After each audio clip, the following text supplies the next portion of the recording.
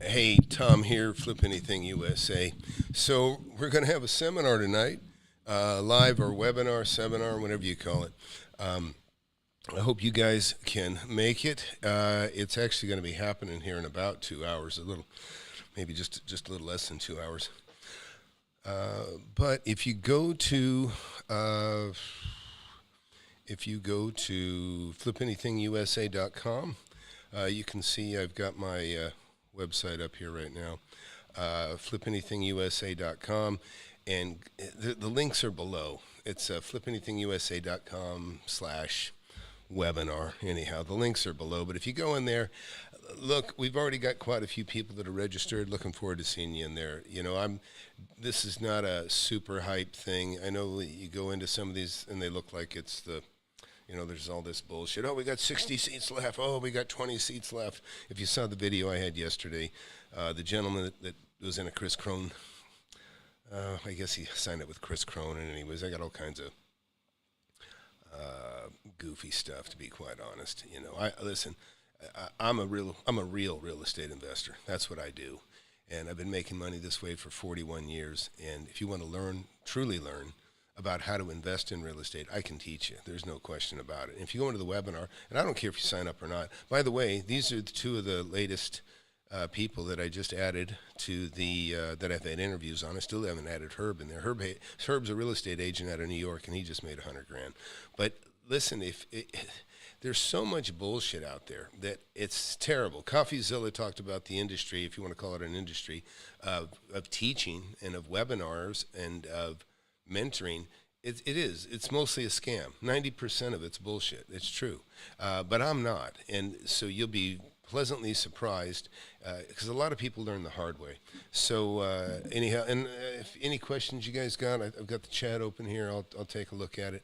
But those of you who just got here, I've made tens of millions of dollars in real estate. I've been doing it for many, many years. I write checks for college, cars, tuitions. I write it for buildings. I write it for houses. It's a great place to be, and I love it when I see people that actually satisfy and make the same. So I'm going to be right back with you, and we'll talk a little bit more about it. It's the best thing I ever did. All right, so if you just got here, please hit that subscribe button, hit that like button. But tonight I'm going to have a webinar. You can go live, you can come in. You just have to fill out the webinar. You just got to sign up for it, and then you'll get sent a Zoom link so that you can get into it.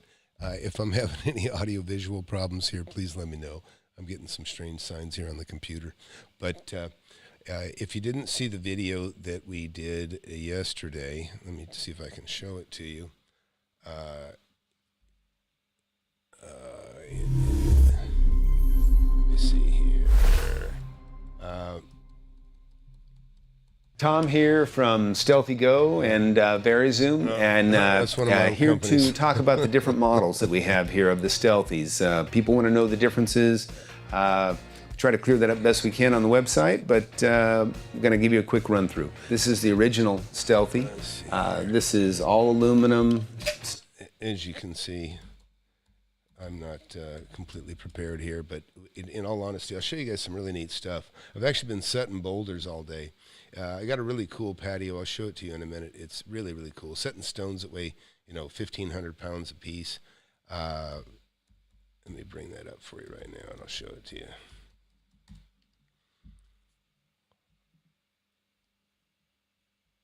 All right. Let me get this squared away first. So look, if you just got here, and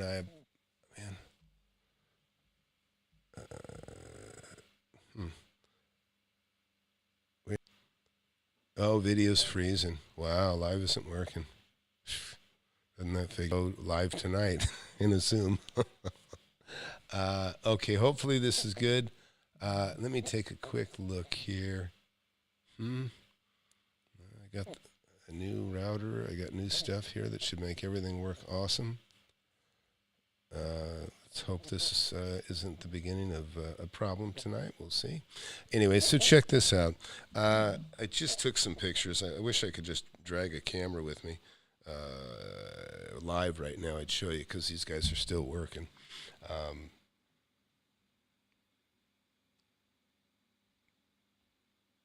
Let's see. I'll give you a little snippet here. I got a guy that I'm telling you, the guy's like an artist with a backhoe, and we're picking up these stones, and he's flipping around like they're checkers. It's really cool. Let me see if I can. I'll send you a couple more. I'll show you real quick here. So while this is loading,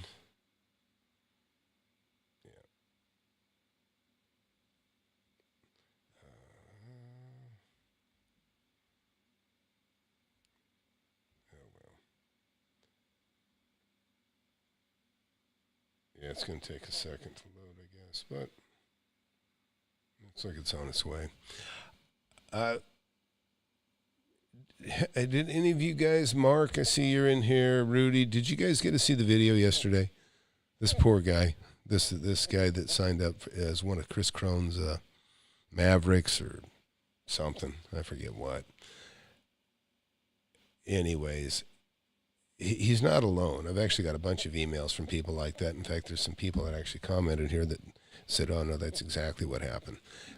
It's just no way to go. Listen, last thing I want to do is take anybody's seed capital, somebody young.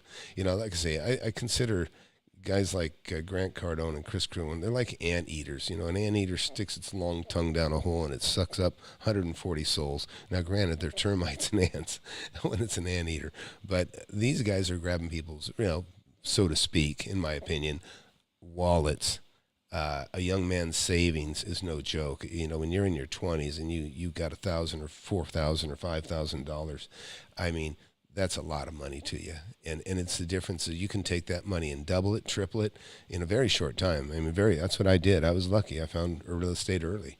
And, I do have some students in Canada and Australia. And, anywhere real estate trades, there's value in there. Not everything's the same, but if you can buy real estate, what you'll learn from me is applicable. A lot of it's negotiating. There's certain things I do maybe you can't do there, but, it doesn't matter. I've got a guy in Portugal, a couple guys in Portugal. One's a cop, Robert. He might even be in here right now. He's kicked ass. He's really done well. I mean, he's making. He was in here the other day. He said he made $45,000. The gentleman that you see right here. This one here. He's made $1 million. I don't know, between $1.4 million and $1.7 million. But he's got $3 million worth of real estate, bringing him in $150,000 a year now, and that all happened over the term of about 18 months. Mike here, he's new in the class, but he just not too new, but he told us, or he told me, I don't know, I think he spent $30,000 with somebody, and he said he learned more in just a couple hours than he learned in that whole $30,000 that he spent there.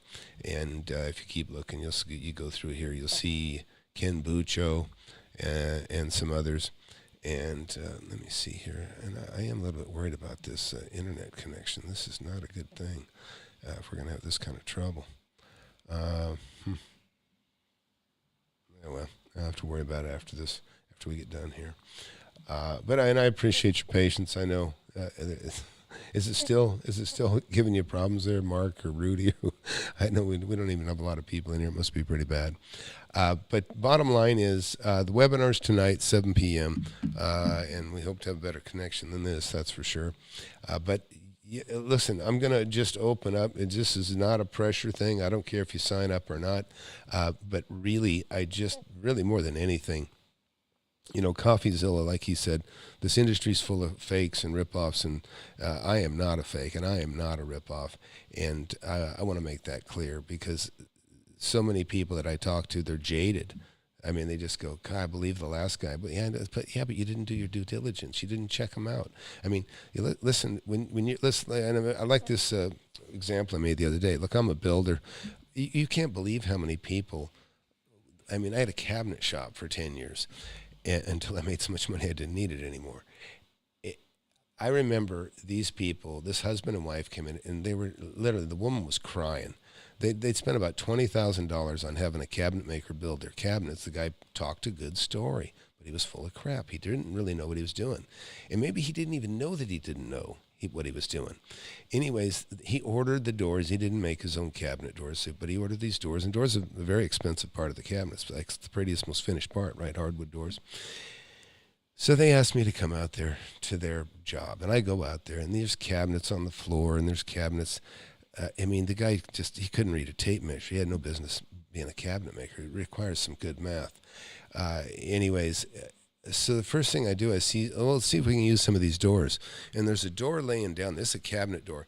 And I stand it up. And as I go to stand it up, it lodges into the ceiling.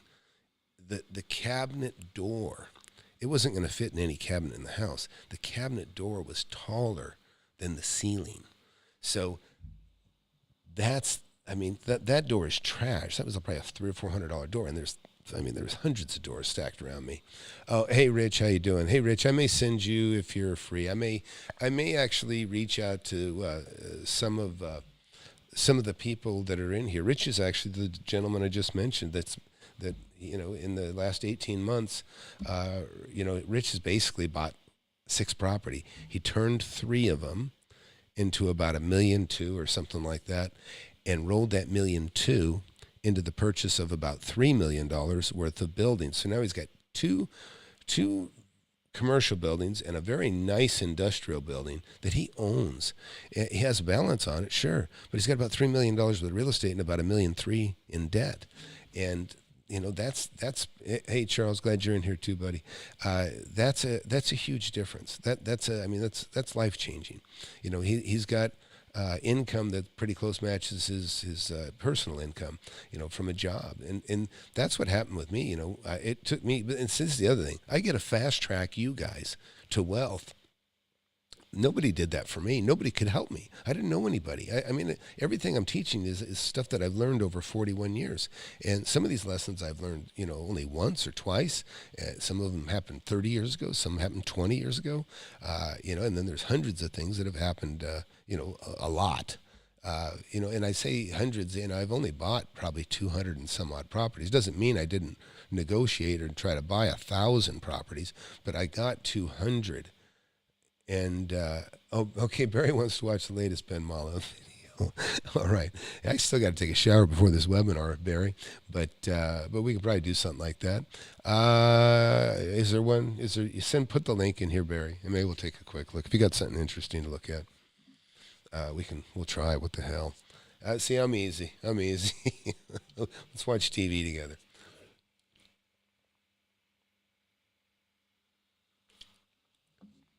Anyhow, I'll see if I can share this picture with you. This is pretty cool stuff, what's going on. We're setting boulders, and I'm down to where I gotta set three big stones left. But it's really going to be cool. It's really a unique looking patio I've made.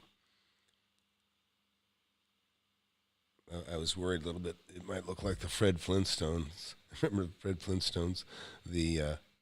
Everything was made out of rock, including what they lived in. Yeah, I'll share this with you if I can.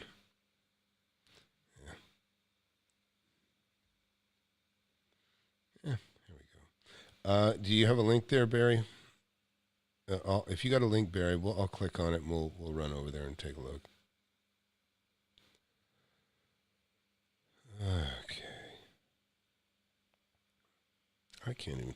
You know what? I got so little disk space on my phone. I can't even share a photo to myself. All right, here. We'll take a look. All right. Anybody got any other ideas? Anything else? I'm going to try to accommodate Barry here. We'll take a look on YouTube here and see what he's talking about with Ben Mala. Oh, that's what's coming tonight. Take a look right there. Don't miss that. Oh no, that's us right now. Let's go live on live. Let's watch ourselves. All right, Ben Mala. You don't want to watch a goofy Chris Crone? I can make fun of Chris Crone. It's funny. I had to laugh. That guy made some comments about, okay, how big deals are made. You know,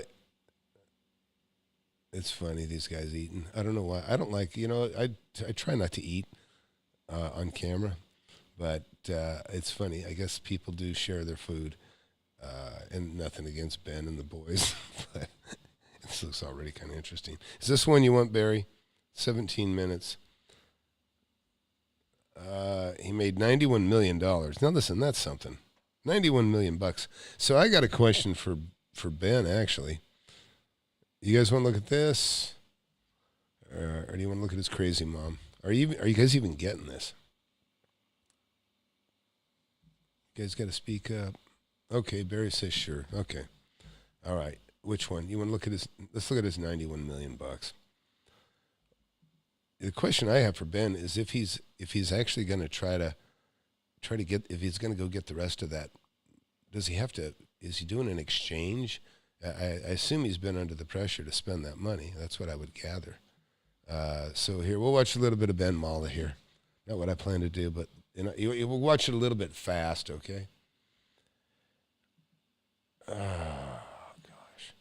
Oh, but hey, are you cool if I give you a call and invite you into the class tonight around 7, I don't know, maybe 7:30, 7:45 tonight, Rich? You're such an inspiration, like so many. Yes, he is, huh?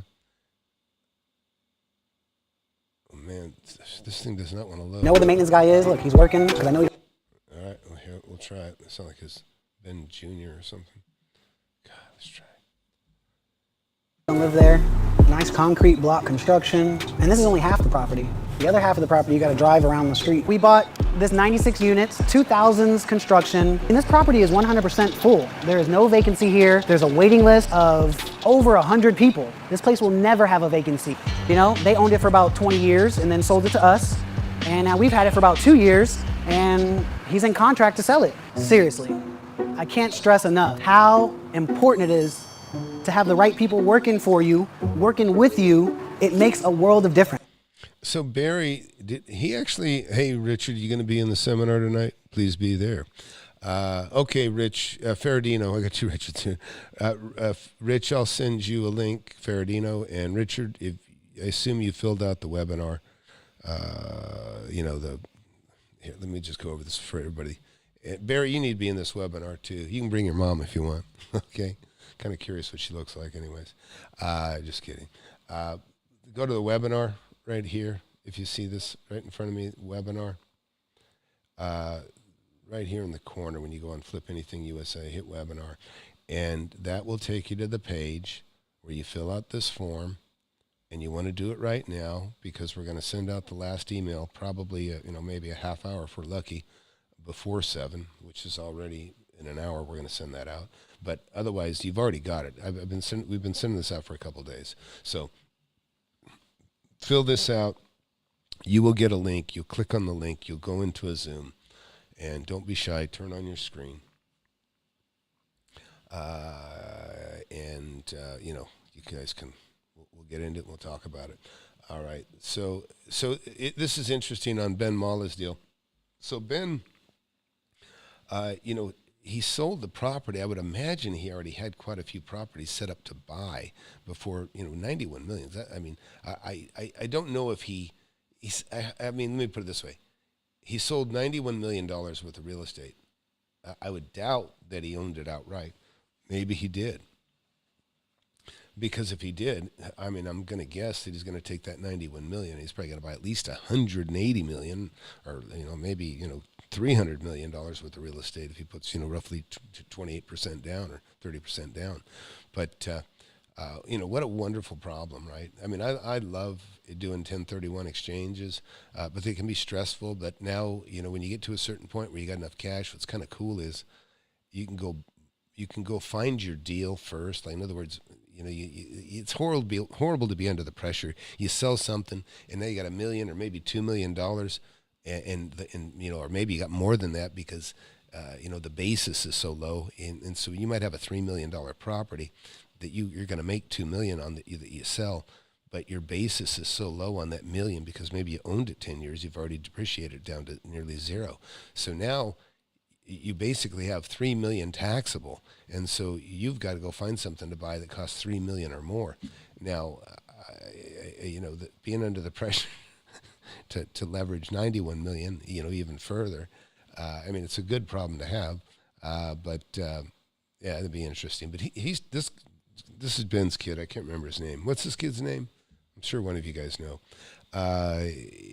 Anyways, he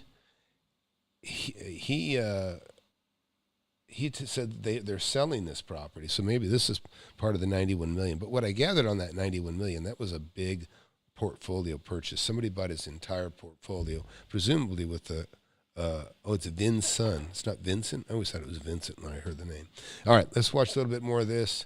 And this is our superstar. I don't know about that, but I work here. Michelle, in my eyes, property. Because if he wasn't, Michelle would have told us. Oh yeah. So he knows. I'm sure. Hi. Well, when Michelle's here, you know, 9 to 5. Bucks a month to that, easy. Right. No offense, Vincent. Let's get to Ben. Have to have a maintenance shop on site. There's no other way. You need to do as much as you can in-house to save money, but there's to a point. Holy shit. I mean, I've seen this place worse, but it's still pretty rough. This looks better than it used to. You ever? Yeah, that's pretty typical. You know, I've got an enormous warehouse area. I've got, you know, like, in fact, I'm putting them in containers now because the real estate's too expensive to use for storage like this now. But I've got containers where, you know, a little row of 10 doors. 10 doors is $1,000. When you figure the jamb and the lock set, that's $1,000. You know, you get some, you know, storefront doors, which I have, like, you know, glass storefront doors. You know, things are $5,000-$10,000 a set. So, you know, you can have, you know, easy in a little container. You can have $100,000 worth of stuff. You know, take some finished material or base, and, you know, because I do quite a bit of rehab stuff and value add stuff. So a little storage shop is it's well worth it, especially now. Just things are too expensive to buy outright. In fact, right now you can't even get stuff. In fact, I'll give you guys a really good tip tonight in the webinar. Get in there and I'll show you something really interesting. If you have commercial property and you have issues like we all do now with crime and people breaking windows and trying to do smash and grab crap, I got kind of a quick fix on window stuff. I'll explain it to in the mentorship. Let's watch some more. Ever heard of the term opposites attract? You're looking at it. Well, this is Richard, Michelle's husband. Walkway, which is owned by us. This whole walkway. The other 50. When we bought it. This is the ugliest thing I've ever seen. What the fuck is that? Wait, stop. What is that? Like that. What? What is what? Blue tarps on the roof. I'm sure we're getting it fixed, Dad. What do you think? I'm not fixing it? I mean, Manuel, ¿cómo está? What's up with that blue tarp on the roof there? we got a roof leak. Is he aware of it? Who tarped it? I did. See, look at that. Thank you, Manny. I appreciate it. Thank you. We gotta take care of it. So look at what he just talked about, patching a roof. Look, in fact, Rich is in here, and I told Rich this very same thing. He was talking to me about a roof. I think he ultimately did get a new roof, didn't you? You did get a new roof. But on some properties, you don't want to spend $200,000 on a roof. I mean, you can do it. But sometimes you'll have a property that you kind of, you know what, this thing's cash flowing, and it's doing great. But maybe I'm going to tear this building down in 10 years. So it's debatable whether you want to throw $200,000 back at it when you could basically maybe patch it for $2,000 to $5,000 every other year, which I've done. I've just stretched the hell out of the life of a roof. In fact, I had a little leak today on one of my roofs that are kind of questionable. Listen, I would rather spend, you know, whatever, say $2,500 a year than to take $200,000 out of my pocket and spend that. You know, as long as it doesn't inconvenience the tenants too much, you know. But because that $200,000, you can go throw that in, go leverage, go buy another $1 million worth of stuff, and make $1 million on that purchase. That's the kind of things that you can do, and that's why you know, cash is a tool. You treat it like a tool, you make a lot of money, and I'll give you some examples of that.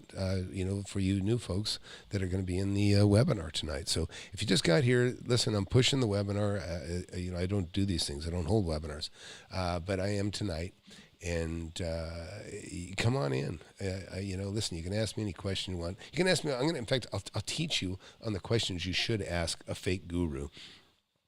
I can answer questions that Grant Cardone could never answer, Chris Crone could never answer, because they don't have the experience. They just don't have it. Now, if you ask me on how to whatever, gain people's trust and sell them stuff that they don't need, those guys would probably be quite good at it.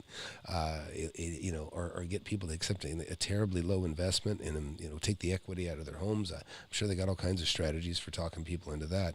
I know one of them is email the shit out of them, because I'm on one of those email lists. And it hasn't let up yet.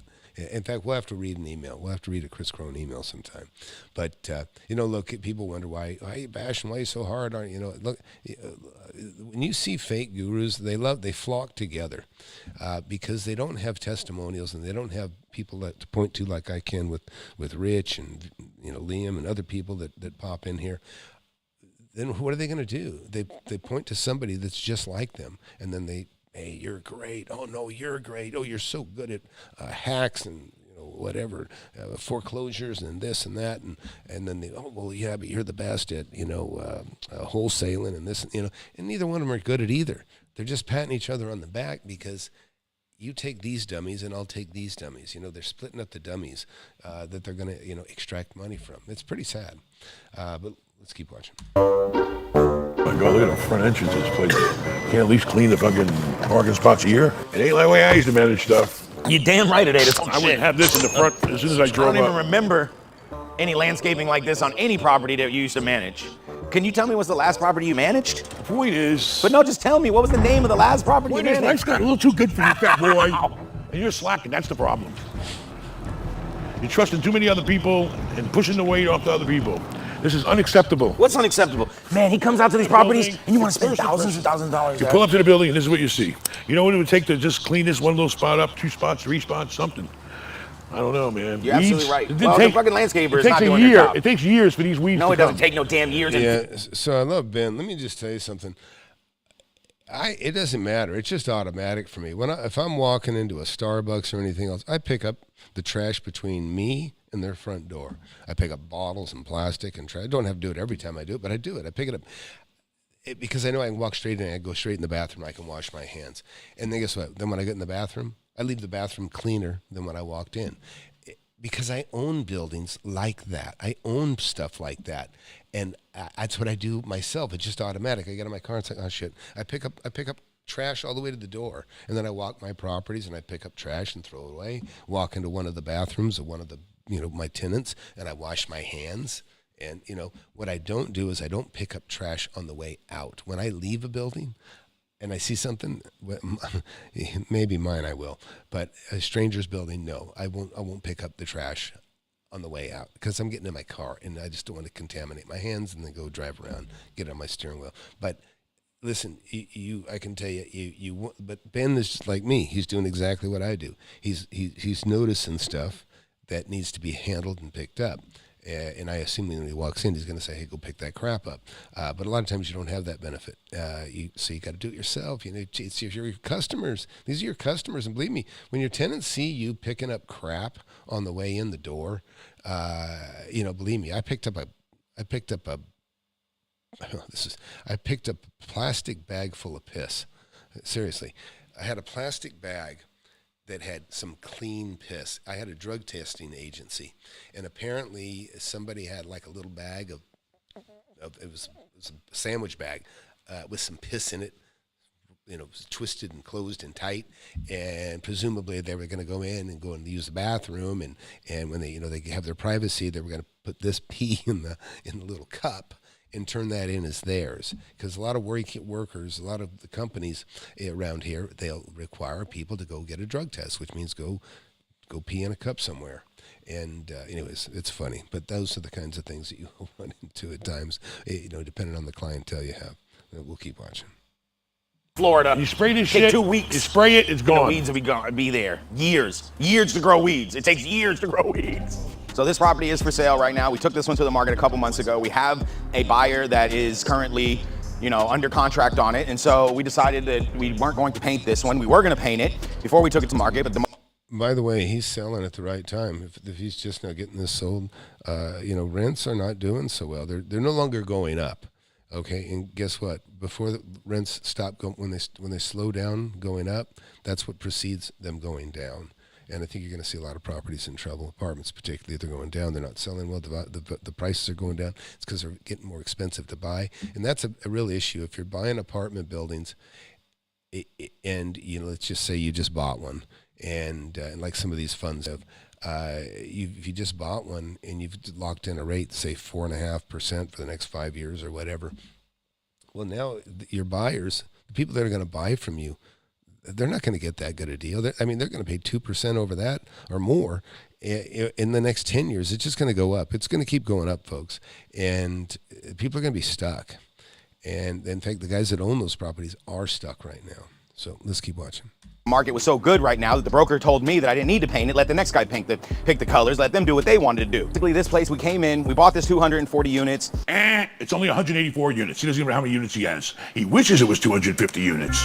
And we came in here, we did do some landscaping improvements, but those are not showing right now. But we did do some landscaping improvements. We fixed the pool. We came through, did a bunch of interior rehabs, fixed up the playground a little bit on this property. We did some new signage around the property. Pretty much this That's a good looking property. I got to say, they did a good job. Signage looks good. The landscaping looks great.